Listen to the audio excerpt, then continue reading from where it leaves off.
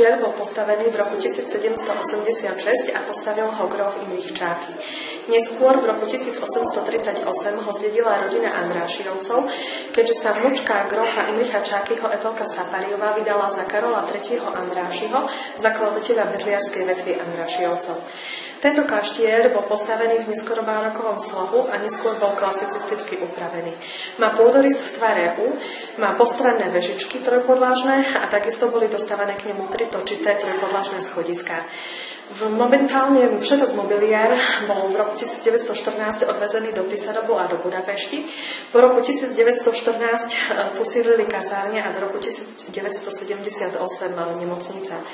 Po tomto roku tu prebehli rozsiahle rekonštrukčné práce, no a od roku 1981 je kaštier sídlom Múzea kultúrneho centra Južného Zemplína v Trebišove, ale v minulosti to bolo ešte vlastivedné múzeum. Ku kaštieru patria samozrejme aj priľahlé budovy, v ktorých sa nachádzajú expozície kaštiera, sú to stále expozície a tie zobrazujú históriu poľnohospodárstva Južného Zemplína.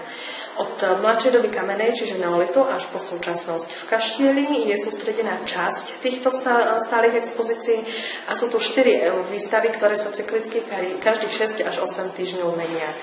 Ako som už spomínala, pôdorys v tvare U, zadnú časť tvorí nádvorie, ktoré má charakter čestného dvora. Na balustrádoch je oddelené od pravidelnej francúzskej záhrady.